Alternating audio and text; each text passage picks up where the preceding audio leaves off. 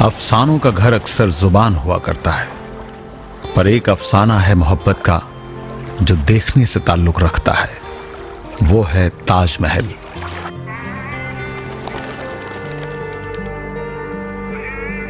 ताजमहल एक शहंशाह की मोहब्बत का इतिहास है। मौजूदा वक्त में यह इमारत फानी दुनिया में मोहब्बत का अद्वितीय स्मारक है, शायद इकलौता भी।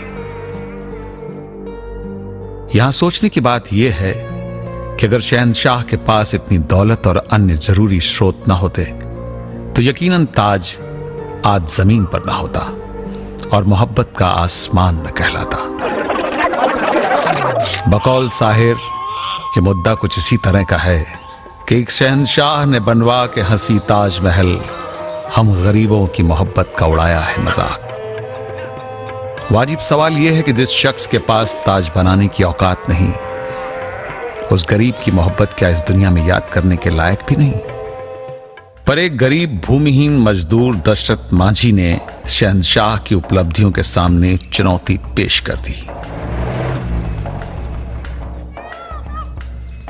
अपने दो हाथों की ताकत के सहारे उसने अपने ख्वाब को पूरा कर दिखाया। पत्नी फगुनी देवी के प्रेम से प्रेरणा मिली और अपने दोनों हाथों की ताकत के सहारे 300 फुट ऊंचे पहाड़ को काटकर 360 फुट लंबा और 30 फुट चौड़ा रास्ता बनाया। और दशरथ ने अपना लक्ष्य तय किया कि एक वक्त पर एक पत्थर तोड़ लो, फिर आगे बढ़ो।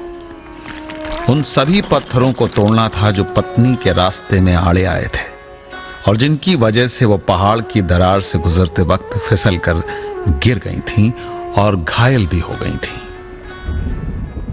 हमारा पत्नी घाड़ा में पानी लेकर के जा रहे थे तो वही दीवार में टकरा के फूट गया। तब दिल में हुआ कि कितना पत्नी के घाड़ा फोड़ दिया होगा। तब यही हमारा भावना में आया। तजवीज करके हम कुआं पर सूते हुए थे तो 12 बजे रात में ऐसा आकाशवाणी हुआ कि नहीं उसको तोड़ दो। ये पूरा वाकया 1962 में बिहार के एक गांव गहलौर में घटित हुआ। गहलौर गया जिले के दूरस्थ और पहाड़ों की श्रृंखला से घिरा इलाका है। गहलौर से वजीरगंज की दूरी पहले 70 किलोमीटर थी। रास्ता घुमावदार था। अब ये दूरी दशरथ की मोहब्बत और मेहनत ने मिटा दी है। मोहब्बत की इस मिसाल के अलावा शाहजहां का ताजमहल और दशरथ मांझी की सड़क में एक और खास बात है। वो ये कि दोनों को पूरा होने में 22 वर्ष लगे।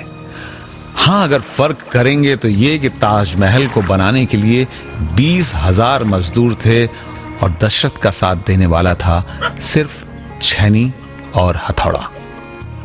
पर 1984 में दशरथ की विजय यात्रा का सुख महसूस करने के लिए उनकी पत्नी उनके साथ नहीं थी, जिसके लिए उन्होंने अहद किया था। पर पूरे समुदाय को सुखी पाकर उन्हें बहुत सुकून मिला कि देखिए, एक आदमी हम परिश्रम करेंगे जिससे लाखों जनता आराम करेगी।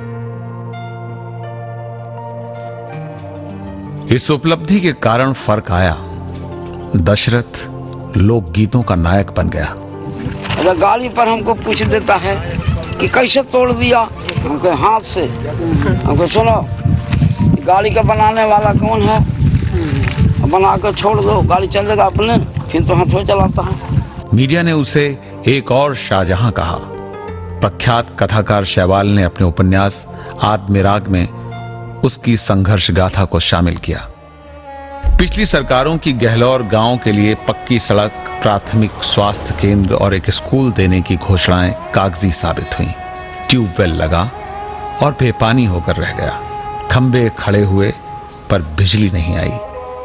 किसी के कहने भर से ही दशरथ दिल्ली तक पैदल यात्रा कराया, लेकिन वो यात्रा उसने रेलवे ट्रैक्स के किनारे किनारे चलकर तय की। आर्थिक तंगी से उसने कभी हार नहीं मानी, लेकिन पहाड़ से गुजरने वाले रास्ते की तकदीर नहीं बदली।